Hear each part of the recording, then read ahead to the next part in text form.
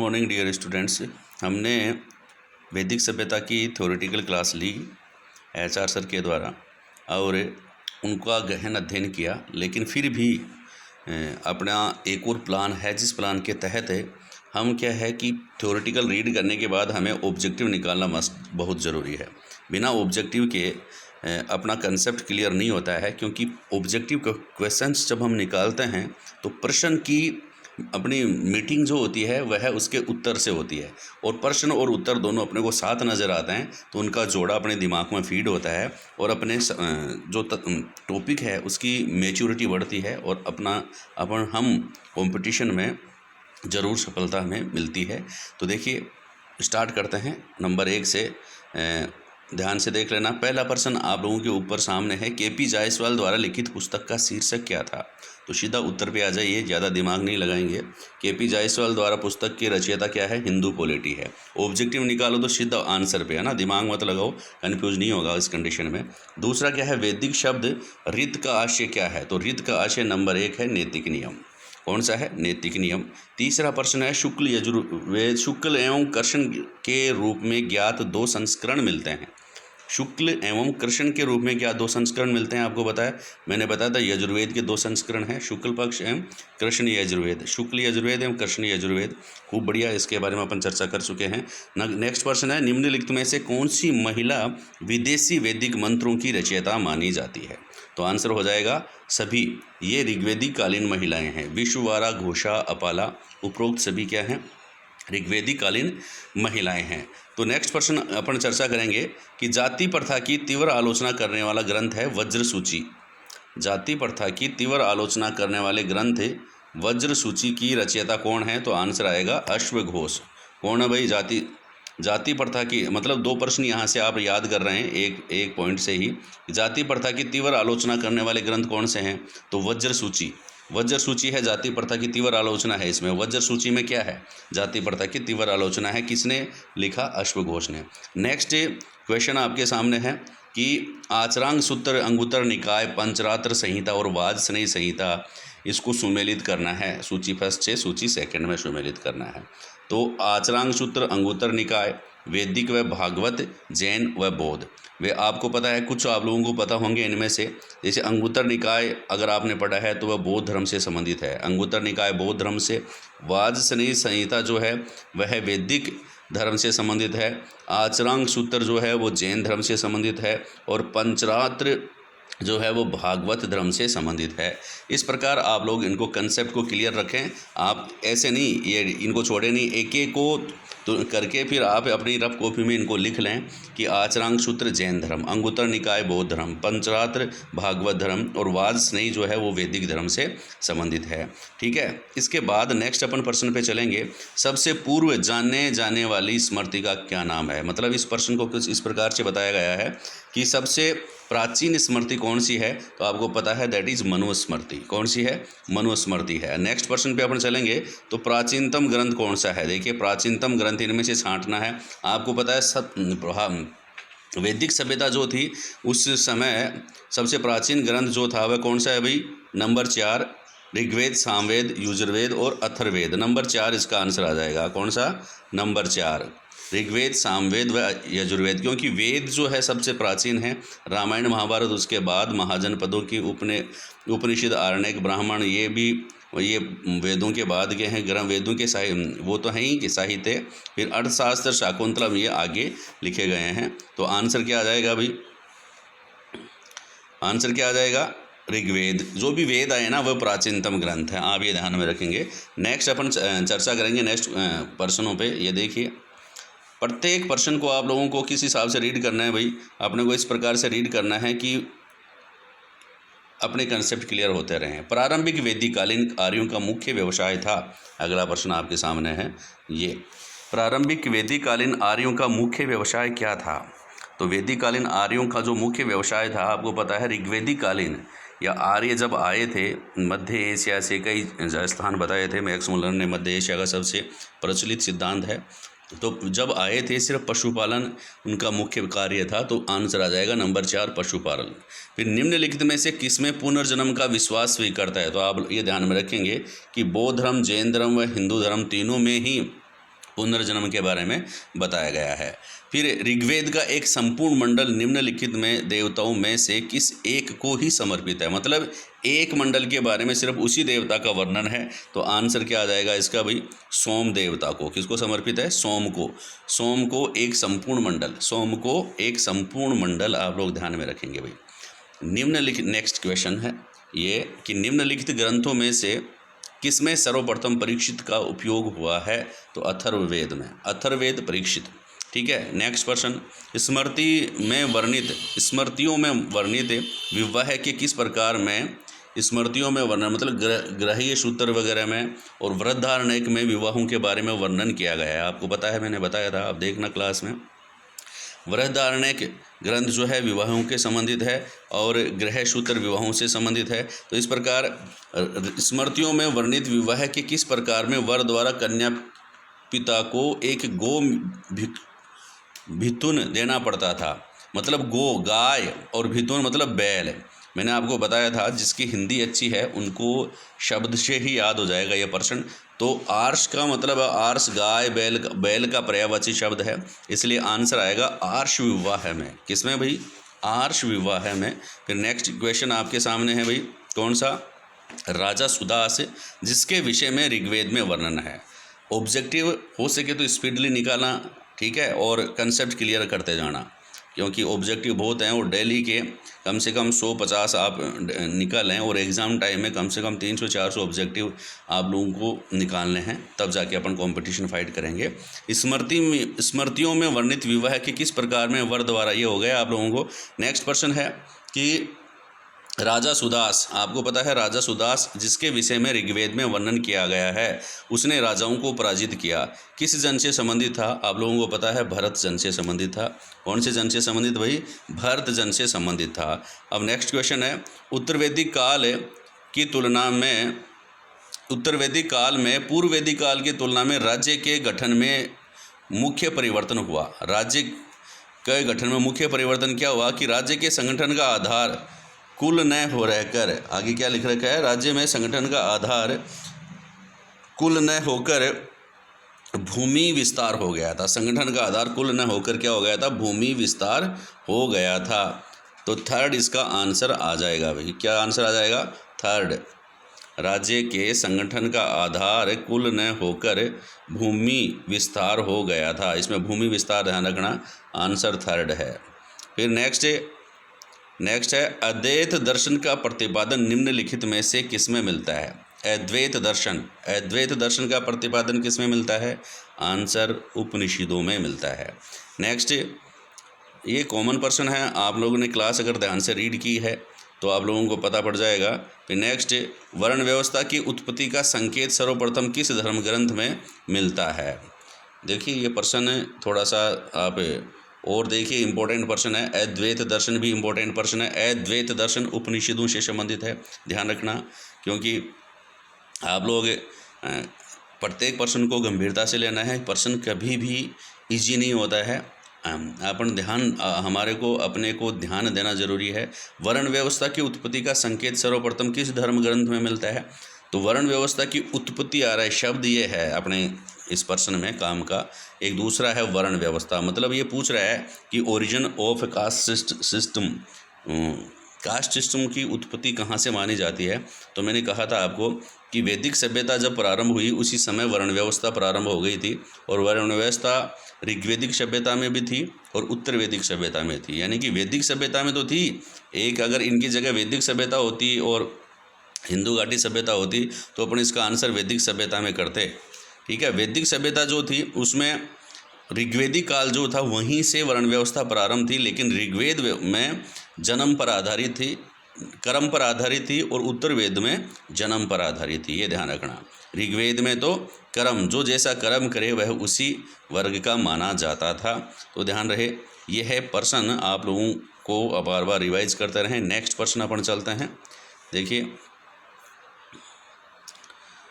Next question में ये देखिए, आप लोगों के सामने ध्यान से पढ़ते रहें, आगे बढ़ते रहें। प्रश्न है निम्नलिखित में से कौन सी भाषा इंडो आर्यन भाषा से संबंध रखती है। प्रश्न क्या है, निम्नलिखित में से कौन सी भाषा इंडो आर्यन भाषा से संबंध रखती है।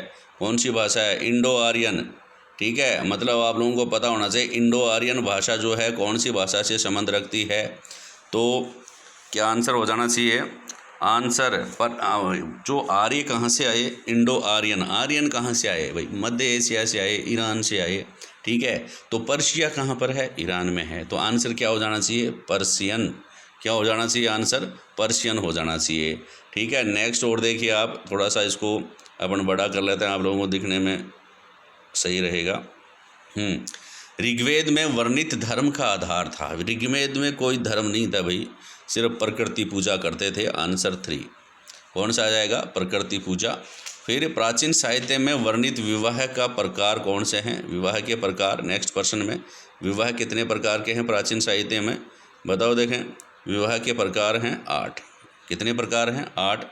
सत्यमेव जयते उक्ति सर्वप्रथम कहाँ से व्यक्त की गई है, सत्यमेव जयते। आप लोगों को पता है, अगर उपनिषदों में से सेलेक्ट करना होता तो बात अलग थी, लेकिन ये तो यही पूछ रहा है कि ऋग्वेद में है या फिर मनुस्मृति में है या उपनिषद में है। तो आंसर क्या आ जाना चाहिए, उपनिषद में। सत्यमेव जयते कहाँ से, उपनिषदों से लिया गया है। और उपनिषदों में आप लोगों को प्रश्न पूछे, सेलेक्ट करना पड़े, चयन करना पड़े ऑब्जेक्टिव का, आपको पता है ही कि मुंडक उपनिषद में से इसको लिया गया है। नेक्स्ट, निम्नलिखित में से कौन सा संयोजन ऋग्वेदिक संस्कृति के विषय में सही है। तो ऋग्वेदिक संस्कृति के विषय में अगर आपको सही देखना है तो आप ध्यान में रखना, आंसर है इसका 2। क्या, ग्राम्य जीवन था। कौन सा, ग्राम्य जीवन। पशुचारणिक व्यवस्था थी, पशु चराते थे। और राजतंत्रीय व्यवस्था थी, ये ध्यान रखना, राजतंत्रीय व्यवस्था थी, गणतंत्रीय व्यवस्था नहीं थी। हालांकि राजा पर सभा व समिति का नियंत्रण था। ठीक है, अब नेक्स्ट प्रश्न देखिए। नेक्स्ट प्रश्न है पुरुष सूक्त के संबंध में, पुरुष सूक्त के संबंध में निम्नलिखित में से कौन सा कथन गलत है। कौन सा कथन गलत है, पुरुष सूक्त के संबंध में निम्नलिखित में से कौन सा कथन गलत है। तो पहला ही कथन गलत हो रहा है इसमें कि यह ऋग्वेद के 7वें मंडल से आया है। तो मैं इसको सही करवा देता हूँ आप लोगों को कि ये कथन गलत है। कौन सा, यह ऋग्वेद के 7वें मंडल में से आया है। तो कौन से मंडल से आया है, 10वें मंडल से आया है। कौन से मंडल से आया है, 10वें मंडल से आया है। तो ये पहला ही कथन गलत हो गया, बाकी की अपने को याद करने हैं। क्या, आप ध्यान में रखो कि पुरुष सूक्त में क्या क्या बताया गया है, ये चीज़ आप लोगों की क्लियर हो जाएंगी। ये आप लोगों के लिए कुछ एक्स्ट्रा मटेरियल हो जाएगा। देखिए, इसमें ब्राह्मण का आद्य पुरुष के मुख से निःसृत होने का उल्लेख मिलता है। ये सही बात है कि इन वर्ण व्यवस्था के जो विभिन्न वर्ण हैं, इनकी उत्पत्ति के बारे में पुरुष सूक्त व्यक्त करता है। तो ये इसमें ब्राह्मण को ब्रह्मा जी के मुख से उत्पन्न होना बताया गया है। ठीक है, मुख से हो चाहे कहीं से भी हो, वो हैं ब्रह्मा जी के शरीर से ही। फिर दूसरा यह है, यह श्रेणीबद्धता के उदय को प्रकट करता है, श्रेणीबद्धता के उदय को प्रकट करता है। तीसरा, यह उस समय उद्भूत हुई सामाजिक संरचना का धार्मिक अनुमोदन करता है। तो तीनों बातें इससे संबंधित हैं, किससे, पुरुष सूक्त से संबंधित हैं। पहली बात गलत है कि ये ऋग्वेद के 7वें मंडल से न आकर के ऋग्वेद के 10वें मंडल से आया है। ठीक है, अब देखिए अगला प्रश्न है, कौन सा, वैश्य का लक्ष्य। प्रश्न क्या कह रहा है, वैश्य, ब्राह्मण, क्षत्रिय, वैश्य जो हैं वर्ण में, वैश्य का लक्ष्य दूसरे को बलि देने वाला अनन्य बलिकृत। हिंदी में ध्यान रखना आप, हिंदी में भी आप लोगों के आता है, रीट वालों के भी आता है और RS वगैरह में भी हिंदी आती है। तो दूसरे को बलि देने वाला अनन्य बलिकृत और दूसरों के द्वारा भोज्य या उपभोग में आने वाला, दूसरों को बलि देने वाला और दूसरों के द्वारा उपभोग में आने वाला, भोज्य के रूप में उपभोग में आने वाला, इसका लिए शब्द है अन्यश्याद। अन्यश्याद, ठीक है, किसको बताया गया है, किसमें बताया गया है, किसमें बताया गया है, ये वैश्य के लिए। तो ये किसमें बताया गया है भाई, वैश्य के लिए ये कथन किसमें कहा गया है, शतपथ ब्राह्मण में कहा गया है। ध्यान रखना, इसको भी आप लिख लेना, इस प्रश्न को भी, क्योंकि जब आपको लगे कि समथिंग स्पेशल आ रहा है, कुछ अलग प्रश्न आ रहा है, तो उसको आप ध्यान में रखना कि वैश्य को का लक्ष्य दूसरों को बलि देने का है। अपन इस बात से ये समझ रहे हैं, वैश्य का लक्ष्य दूसरे को बलि देने वाला उसको बताया गया है, और दूसरों के द्वारा भोज्य या उपभोग में आने वाला। ठीक है, तो किस में बताया गया है? ये शतपथ ब्राह्मण में बताया गया है। नेक्स्ट क्वेश्चन आप लोगों के सामने है, निर्वसित, वर्जित और अनिर्वसित या अवर्जित शूद्रों का उल्लेख हुआ है। इसको आप समझिए प्रश्न को कि निर्वसित वर्जित, ठीक है, और अनिर्वसित या अवर्जित शूद्र, वर्जित व अवर्जित जिसको मना कर रखा है वेदों को सुनने के लिए, किसी धार्मिक अनुष्ठान में भाग लेने के लिए, जिस मंदिरों में प्रवेश के लिए, पानी पीने के लिए, जिनको वर्जित कर रखा था ऐसे शूद्र, और जो वर्जित नहीं थे, शूद्र तो वो भी थे लेकिन उनको वर्जित नहीं कर रखा था, उनकी सहायता से वो अन्य शूद्रों पर राज करते थे। तो कौन सा आंसर हो जाना चाहिए इसका? किसमें इसका उल्लेख किया गया है कि शूद्र दो प्रकार के थे, एक तो सिंपल शूद्र, अवर्जित शूद्र, और अति शूद्र या वर्जित शूद्र। तो किस में बताया गया है? यह आप लोगों को पता है कि पाणिनि की अष्टाध्यायी में। आप ध्यान में रखना कि शूद्र दो प्रकार के थे उस समय, एक तो जिसको पानी भी नहीं दिया जाता था, पीने नहीं दिया जाता था, पानी भी सार्वजनिक स्थान पर वो पानी नहीं पी सकते थे, कितनी विकट समस्या थी। और यह इसलिए आपको ये भी याद हो जाएगा, और जिनको पानी अलाउ था, यह बात बता रखी है पाणिनि की अष्टाध्यायी में बता रखी है। याद करना है, शब्दों से बात करनी है, रुकना है टॉपिक पे, ऑब्जेक्टिव पे भी थोड़ा सा रुकना होता है, समझना होता है, तब जाके अपन क्लियर कर पाते हैं। तो ये ध्यान में रखना, ये प्रश्न आप भूलेंगे नहीं। पानी पीने की जिसको इजाज़त थी, जिसको नहीं थी, पानी पीने को जिसको इजाज़त नहीं थी वो अतिशूद्र, यानी कि जिसको वर्जित था सारा काम, और जिसको इजाज़त थी वह शूद्र। ठीक है, इनका वर्णन पाणी में ही है, पाणिनि की अष्टाध्यायी में इनका वर्णन किया गया है। इसका आंसर 2 ही है। फिर नेक्स्ट प्रश्नों पे अपन चलेंगे। देखिए दोस्तों, पढ़ते रहें, आगे बढ़ते रहें, अपन ज़्यादा बात नहीं करके सीधे अपने टॉपिक की बात करेंगे। नेक्स्ट प्रश्न है, ब्रह्मा का आविर्भाव। देखो क्या प्रश्न है, क्या बताया कि ब्रह्मा का आविर्भाव एक परम सत्ता के रूप में हुआ। ठीक है, ब्रह्मा का आविर्भाव कि ब्रह्मा ही सब कुछ है, यह किस काल में? उपनिषद काल में। कोई अन्य देवताओं के बारे में बहुदेववाद का विरोध किया गया उपनिषदवाद में। ब्रह्म का मतलब हो गया कि आत्मा अमर है, आत्मा अजर है, और आत्मा ही सृष्टि की रचयिता है। ये ना तो ऋग्वेद काल की बात है, ऋग्वेद में प्रकृति के उपासक थे, ना ब्राह्मण काल की बात है। ब्राह्मण में तो लगभग पहले 3-4 देवता, फिर 33 देवता, और आजकल 33 करोड़ देवता हैं। तो ब्राह्मण काल में तो बहुदेववाद प्रथा चल गई, यज्ञ कर्मकांड चल गए। आरण्य काल जंगल में शिक्षा देने वाला, इसमें भी बहुदेववाद प्रथा चल रही थी। तो आंसर जो अपना जाता है वह किसको जाता है भाई? उपनिषद काल में ब्रह्म को ही एक परम सत्ता के रूप में माना है कि ब्रह्म ही सब कुछ है, अजर अमर। ठीक है, अब इनके इससे संबंधित पॉइंट आप शब्द याद रखेंगे। कल्प के बारे में, कल्प का अर्थ ध्यान में रखेंगे, जो इससे संबंधित है उनके बारे में आप ध्यान में रखेंगे। क्या महत्वपूर्ण प्रश्न इनका बनता है? तो आप देखिए, फर्स्ट इसका आंसर है ए में है सी, कल्प। देखो इसको थोड़ा सा ध्यान से देखेंगे, कैसे लर्न करेंगे। ये सूची और इधर ये दे रखा है, तो मैं कह रहा हूँ कि आप एक एक चीज़ ध्यान रखें। नंबर फर्स्ट, कल्प पे जाइए।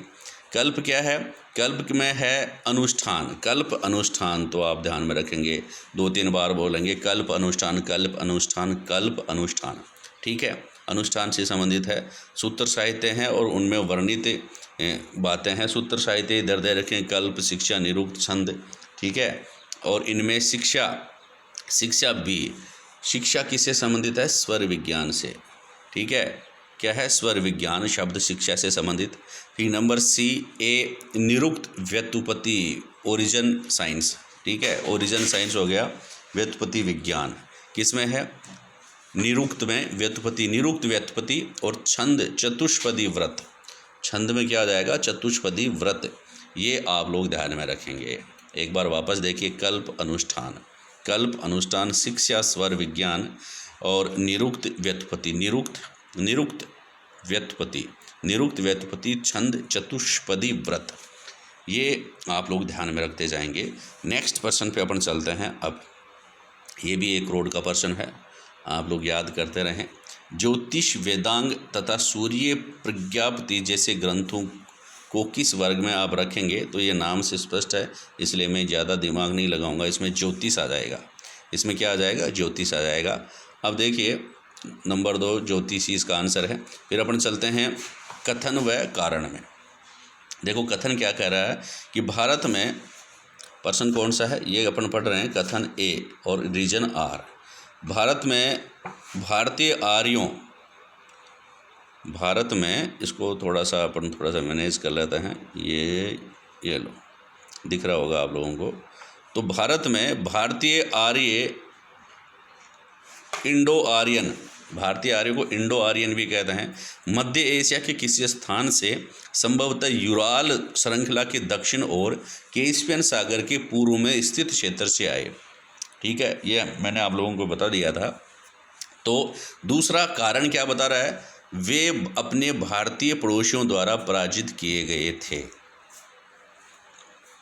आप इस बात पे ध्यान से देखिए कि इसका आंसर ए सही है, लेकिन कारण जो है गलत है।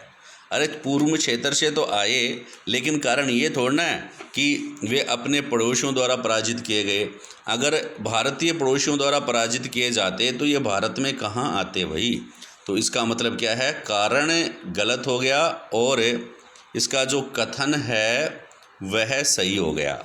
कथन सही है, इसको एक बार और आप दिमाग में रीड कर लेना कि भारत में भारतीय आर्य मध्य एशिया के किसी स्थान से संभवतः यूराल श्रृंखला के दक्षिण और कैस्पियन सागर के पूर्व में स्थित क्षेत्र से आए।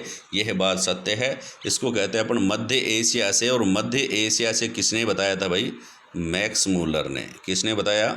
मैक्स मूलर ने बताया कि भारतीय जो थे कहाँ से आए थे भाई? मध्य एशिया से आए थे। मैक्स मूलर, मध्य एशिया। मैंने आप लोगों को पहले मैं बता चुका हूँ इसको इस कला की अपनी क्लास में। तो मध्य एशिया से आए थे, आप लोग ध्यान में रखेंगे वापस। अब नेक्स्ट प्रश्न पे अपन चलेंगे कि गंगा जमुना के उत्तर वैदिक कालीन लोगों की भौतिक संस्कृति की जानकारी अपने को प्राप्त होती है। अपना मुख्य पॉइंट यहाँ पर आ गया। प्रश्न दोबारा सुनिए। गंगा जमुना, ये प्रश्न है, गंगा जमुना घाटी के उत्तर वैदिक कालीन लोगों की भौतिक संस्कृति की जानकारी प्राप्त होती है। इसका मतलब ये है अपने को उत्तर वैदिक कालीन की संस्कृति के बारे में आप लोगों को देखना है। मैंने बताया भी था इस प्रश्न को। और इसका है उत्तर वैदिक काल में चित्रित धूसर मृदु भांड इसकी प्रसिद्ध है। ये चित्रित धूसर मृदु भांड आए तो आप उत्तर वैदिक कालीन के नाम से इसको कनेक्ट कर लेना, ज़्यादा दिमाग मत लगाओ। ये जो बात आए ये यहाँ तक ले जाओ। चित्रित धूसर मृद भांड उत्तर वैदिक कालीन, कहीं पर भी लिख लो आप अपनी बुक में, जहाँ आपको दिखता रहे और आपको दिमाग में रिमाइंड होता रहे, क्योंकि ऐसे प्रश्न बहुत बार पूछे जाते हैं। अब नेक्स्ट पेज पे अपन चलेंगे।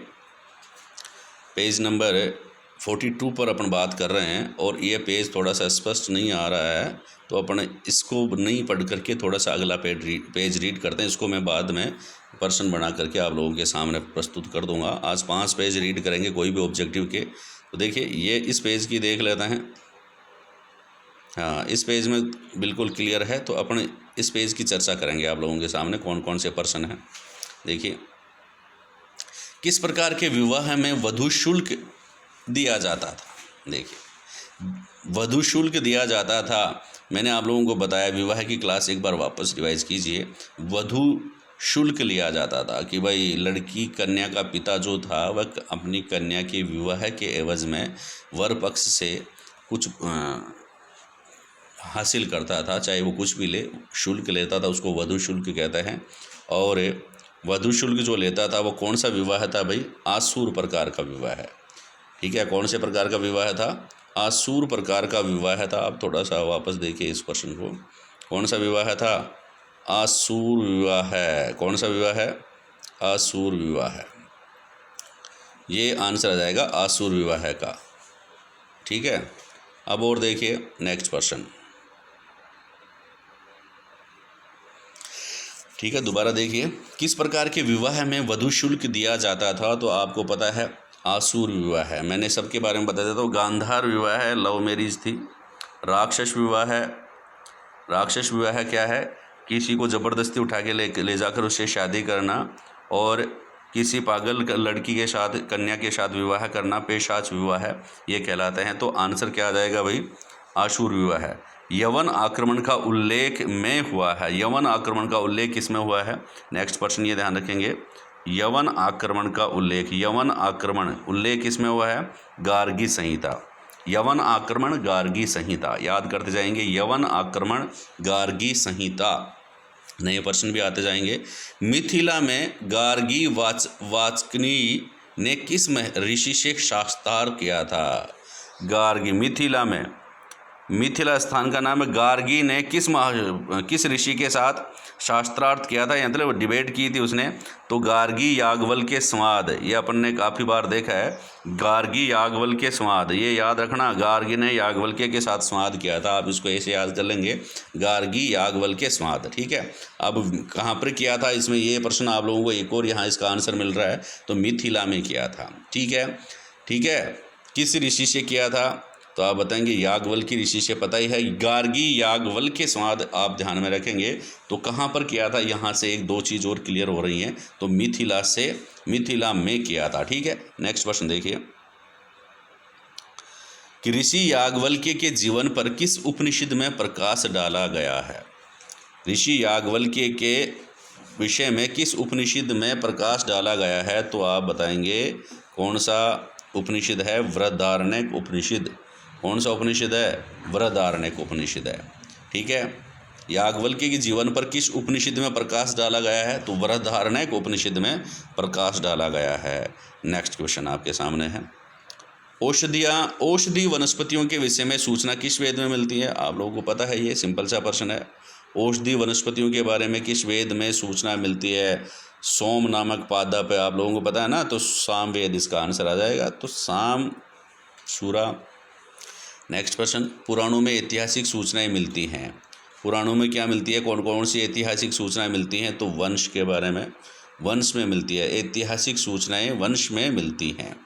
ये भी कोई नया प्रश्न आप लोगों के सामने, पुराणों में ऐतिहासिक सूचनाएं वंश में मिलती हैं, ध्यान रखना, पुराणों में ऐतिहासिक सूचनाएं वंश में मिलती हैं। नेक्स्ट क्वेश्चन है, पुरुष सूक्त ऋग्वेद के कौन से मंडल में है? अभी अपन ने चर्चा कर ली थी, ये चीज़ भी आप लोगों को समझ में आ जाएगी। ये देखो, पुरुष सूक्त ऋग्वेद के कौन से मंडल में है? तो मैंने बता दिया था उसी समय कि भाई एक कथन और उसमें भी प्रश्न आए थे ना। तो पुरुष सूक्त किस में है? आपको पता है, पुरुष सूक्त 10वें मंडल में है। कौन से मंडल में? 10वें मंडल में है।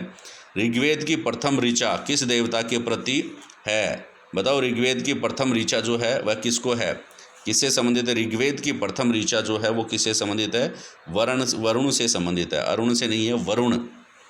प्रथम, ऋग्वेद की प्रथम ऋचा किस देवता के प्रति है? ऋग्वेद की प्रथम ऋचा जो है वो वरुण से संबंधित है।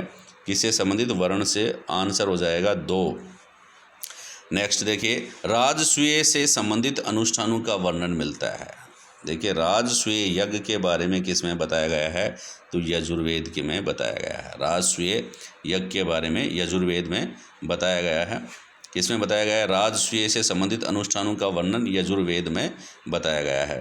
फिर ऋग्वेद के किन सूक्तों में भारतीय नाटक की अंकुर अवस्था का होना माना जाता है? ऋग्वेद के किन सूक्तों में भारतीय नाटक की अंकुर अवस्था, ठीक है, भारतीय नाटक की अंकुर अवस्था, इस प्रश्न को समझिए क्या प्रश्न बता रहा है।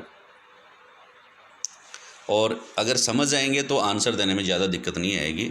ऋग्वेद के किन सूक्तों में भारतीय नाटक, बात किसकी हो रही है? भारतीय नाटक की अंकुर, दूसरा पॉइंट बन रहा है कौन सा? अंकुर अवस्था का। दूसरा कौन सा? पहला तो भारतीय नाटक का, और दूसरा बन रहा है अंकुर अवस्था का। अंकुर अवस्था से मतलब होता है प्रारंभिक अवस्था का, ठीक है। किस में निरूपण होता है? तो आप देखेंगे इसको थोड़ा ध्यान से कि विवाह सूक्त, विवाह से संबंधित हो गया, आपरी सूक्त है, पुरुष सूक्त में अपन ने रीड किया नहीं। और देखो, ये तीसरा जो है स्वाद सूक्त जो होता है, उससे क्लियर हो रहा है कि नाटक में स्वाद होते हैं ना, आपस में बातचीत होती है, स्वाद सूक्त, तो ये नाटक से संबंधित है। तो कुछ तो अपने को ऑब्जेक्टिव जो बता, वो खुद ही अपने को बात करके बता देंगे कि मैं ही हूँ, इसका आंसर मैं ही हूँ। तो प्रश्न को थोड़ा गंभीरता से लें, बात ज़रूर करें उनसे। अगर आप तैयारी कर रहे हैं तो एग्ज़ाम में घबराएं नहीं, बैठे जहाँ पर एग्ज़ाम देने बैठे हो तो आप कॉन्फिडेंट फील करें कि हाँ मैं प्रत्येक प्रश्न को सोल्व करूँगी, क्योंकि करूँगा या करूँगी तो मैं पढ़ के आया हूँ या पढ़ के आई हूँ। तो देखिए नेक्स्ट प्रश्न पे अपन चर्चा करेंगे। इसमें आर्य शब्द का शाब्दिक अर्थ है। आर्य शब्द का शाब्दिक अर्थ सही है, एकदम बढ़िया बढ़िया है। आर्य शब्द का शाब्दिक अर्थ श्रेष्ठ, खराब गुण बताया गया इसको, अभिजात्य, उत्कृष्ट, उपरोक्त सभी। आंसर सभी, उपरोक्त सभी आएगा भाई। नेक्स्ट है सैंधव संस्कृति के विनाश के पश्चात। देखो ये तो सही बात है, सिंधु सभ्यता के बाद विनाश के पश्चात नवीन सभ्यता। देखो ये प्रश्न जो है वो कोई ज़्यादा वैसे नहीं है, आप लोग कॉमन पर्सन है। जहाँ मैंने टॉपिक स्टार्ट किया था स्टार्टिंग में ही इसका आंसर मैंने आप लोगों को बताया था कि सैंधव सभ्यता। सैंधव का मतलब होता है सिंधु घाटी सभ्यता। सैंधव का मतलब क्या हो गया? सिंधु घाटी सभ्यता। सैंधव संस्कृति के विनाश के पश्चात भारत में जिस नवीन सभ्यता का विकास हुआ उसे किस नाम से जाना जाता है? तो आपको पता है सिंधु घाटी सभ्यता के बाद ये कॉमन सेंस की बात हो गई, तो आप बताएंगे वैदिक सभ्यता। फिर वैदिक सभ्यता मुख्यतः किस प्रकार की सभ्यता थी? मुख्यतः नगरीय सभ्यता थी। वैदिक सभ्यता मुख्यतः नगरीय सभ्यता थी। ठीक है, सिंधु घाटी सभ्यता मुख्यतः नगरीय सभ्यता थी, लेकिन वैदिक सभ्यता मुख्यतः ग्राम्य जीवन। अपन ने पहले ऑब्जेक्टिव में रीड कर लिया, ग्राम्य जीवन राजतंत्र जो था वह किससे संबंधित है? पशुचारण। यह वैदिक सभ्यता से है। तो आंसर क्या आना चाहिए? आंसर आना चाहिए ग्रामीण सभ्यता। आंसर क्या है? ग्रामीण सभ्यता है। वैदिक सभ्यता मुख्यतः किस प्रकार की? ग्रामीण सभ्यता। और आपको पता है सिंधु घाटी सभ्यता जो थी उसके लिए आंसर क्या आता है? मुख्यतः नगरीय सभ्यता थी। सिंधु घाटी सभ्यता कौन सी? नगरीय सभ्यता। सैंधव संस्कृति किस प्रकार की थी?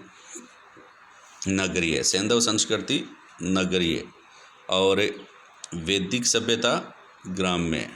ये कंसेप्ट क्लियर करते जाना भाई, ग्रामीण सभ्यता थी। ठीक है, नेक्स्ट में अपन चलेंगे नेक्स्ट पेज पे। क्या महत्वपूर्ण प्रश्न है आप लोगों के लिए, ये देखिए।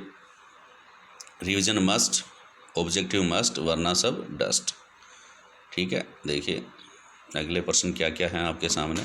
टेक्नोलॉजी कोशिश करें लेने की आप लोगों के लिए कि भाई सीख रहे हैं टेक्नोलॉजी, जैसे नॉलेज है, लेकिन टेक्नोलॉजी वर्तमान युग के साथ चलना है तो टेक्नोलॉजी को भी ध्यान में रखना है कि बिना टेक्नोलॉजी के हम आगे नहीं बढ़ पाते हैं। इसलिए टेक्नोलॉजी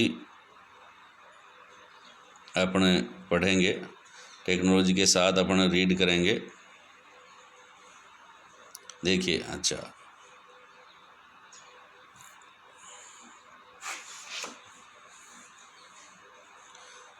वेद शब्द का सामान्य अर्थ है। अगला प्रश्न सामने है आपके स्क्रीन पे। 1 करोड़ का आप अगर इसको सही आंसर बताएंगे तो 1 करोड़ आपको और प्रश्न मिलेंगे सोल्व करने के लिए। वेद शब्द का सामान्य अर्थ है क्या? क्या अर्थ है वेद शब्द? धर्म, समाज, ज्ञान और राजनीति। तो वेद शब्द का सामान्य अर्थ इसमें बताया है ज्ञान को। वैसे ज्ञान वेद सभ्यता में ज्ञान है, लेकिन कर्मकांडों का और आडम्बरों का इनमें प्रवेश हो चुका था उत्तर वैदिक काल में। वेदों की भाषा जिसे देववाणी भी कहा जाता है वह है कौन सी है? देववाणी, संस्कृत। वेदों की भाषा को देववाणी भी कहा जाता है, कौन सी है भाई? संस्कृत है। ये ऐसा प्रश्न भी है। आर्यों के भ्रमणशील होने के कारण इनका कोई भौतिक अवशेष नहीं छोड़े। आर्यों के भ्रमणशील होने के कारण इन्होंने कोई भौतिक अवशेष नहीं छोड़े। आर्य सभ्यता की जानकारी का मुख्य स्रोत क्या है? अरे ये मैंने बता चुका हूँ कि आर्य सभ्यता जो है उनकी जानकारी का मुख्य स्रोत सिर्फ वेद हैं। समझ गए ना? वेदों के अलावा कोई स्रोत नहीं है, इन्होंने खुद ने लिखे। ठीक है, सबसे प्राचीन वेद व आर्य संस्कृति का मुख्य स्रोत है।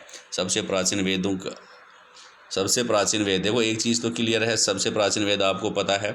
और आप ये भी ध्यान रखेंगे आर्य संस्कृति का मुख्य स्रोत सिर्फ ऋग्वेद है। ऋग्वेद से ही अपने को मालूम पड़ा है। और अन्य जो वेद हैं, यजुर्वेद है, सामवेद है, अथर्ववेद है, उनके विषय कुछ अलग अलग हैं।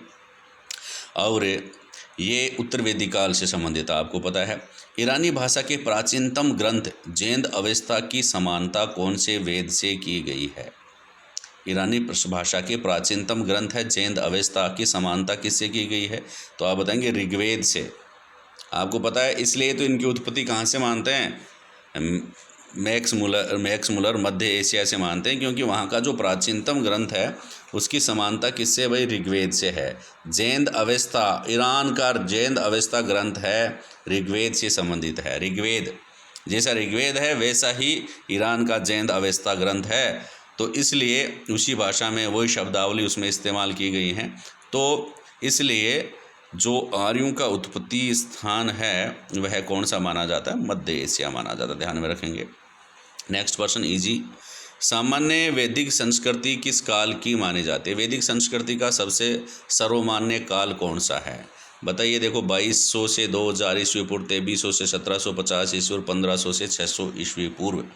ठीक है, बताइए कौन सा है? वैदिक सभ्यता का तो आंसर आपको दिख गया होगा। वैसे भी अपन क्या ओपन पढ़ाई करते हैं, ऐसे कोई आप लोगों से छुपा के तो पढ़ाई करेंगे नहीं। आंसर आपको पता है। नंबर 3 ईसा पूर्व 1500 से 600 ईस्वी पूर्व। आप इसको 2 भागों में डिवाइड कर सकते हैं कि एक तो 1500 से 1000, 1500 से 1000। देखिए, एक तो आप इसको 1500 से 1000 ईस्वी पूर्व में तो आ जाएगा ऋग्वेदी काल, ठीक है। और 1000 से 600 ईस्वी पूर्व, 1000 से 600 ईस्वी पूर्व कौन सा आ जाएगा? उत्तरवेदी काल। इस प्रकार ऋग्वेद का वैदिक संस्कृति का काल कौन सा हो गया? 1500 से 600 ईस्वी पूर्व। नेक्स्ट प्रश्न, आर्यों का मूल स्थान कौन सा है? यह एक विवादास्पद प्रश्न है। आर्यों का मूल निवास भारत मानने वाले विद्वान कौन से हैं? जो भारतीय विद्वान जो है ना, सारे ये इसमें दे रखे हैं, भारतीय ही, भारत के जो खुद आर्य हैं वो ये बता रहे हैं कि आर्यों का मूल स्थान कौन सा है। तो आर्यों का मूल स्थान उपरोक्त सभी ये बता रहे हैं, तीनों के तीनों। पंडित गंगानाथ झा ये भी बताएंगे, DS त्रिवेदी और SD कल्ला, ये सभी भारतीयों का जो निवास, आर्यों का मूल निवास स्थान क्या बता रहे हैं? अब भारत में ही बता रहे हैं। ध्यान रखना, गंगानाथ झा, DS त्रिवेदी और SD कल्ला, ये सब आर्यों का मूल निवास भारतीय बता रहे हैं। नेक्स्ट, फिर ये मूल निवास के बारे में मैंने एक विशेष क्लास ली थी, और उसको अगर आपको पता है तो आप लोग इसको गलत नहीं करेंगे। तिब्बत को आर्यों का मूल निवास स्थान किसने बताया? तिब्बत में दलाई लामा है। मैंने बताया था उस समय भी कि तिब्बत में दलाई लामा है, और दलाई लामा हमेशा दया की भीख मांगता रहता है। तो दयानंद सरस्वती इसका आंसर हो जाएगा। क्या आ जाएगा? दयानंद सरस्वती, स्वामी दयानंद सरस्वती इसका आंसर है। क्या दयानंद सरस्वती जो हैं वो क्या मानते हैं भाई? तिब्बत को आर्यों का मूल निवास मानते हैं। फिर नेक्स्ट प्रश्न, ऋग्वेद काल की सर्वाधिक महत्वपूर्ण नदी कौन सी थी? तो आप बताइए, सर्वाधिक नदी ऋग्वेद काल की ना तो सरस्वती थी, बाद में बना दिया गया सरस्वती को, सरस्वती नहीं थी ऋग्वेद काल की। कौन सी थी? सिंधु नदी। ठीक है। नेक्स्ट प्रश्न आपके सामने है कि ऋग्वेद काल में नदी तमा किसको माना जाता था? नदी तमा सरस्वती को माना जाता था, नदी तमा के नाम से। ये भी प्रश्न मैं बता चुका हूँ, क्लास आपने रीड की होगी, पढ़ी होगी, सुनी होगी क्लास में। ये नदी तमा, नदियों में सबसे प्रमुख नदी माना है किसको? सरस्वती को। गंगा नदी का सिर्फ एक ही बार प्रयोग हुआ है। सबसे ज़्यादा आप इसमें मान रहे हो सिंधु नदी सर्वाधिक महत्वपूर्ण नदी थी। फिर ऋग्वेद में आर्य निवास स्थल के लिए सर्वत्र कौन से शब्द का प्रयोग किया गया है? ज़्यादातर प्रयोग कौन से शब्द का प्रयोग किया गया? आपको पता है, सप्त सैंधव प्रदेश में आर्य का निवास स्थान था। भारत में कौन से प्रदेश में? सप्त सैंधव प्रदेश में आर्यों का निवास स्थान था। तो दोस्तों, कुछ महत्वपूर्ण प्रश्न अगली क्लास में लेकर के हम और प्रकट होंगे आपके सामने। यह है मेरा पहला प्रयास था टेक्नोलॉजी के अकॉर्डिंग। कोई गलती हो तो इसको एक्सेप्ट कर लेना और क्षमा कर देना। आप लोगों के लिए और बढ़िया प्रश्न मैं लेके आऊँगा अगली क्लास में। ऑब्जेक्टिव अभी पूरे नहीं हुए हैं। मेरा यूट्यूब चैनल देखने के लिए धन्यवाद दोस्तों। ज़्यादा से ज़्यादा लाइक करें, सब्सक्राइब करें और शेयर करें। Thank you.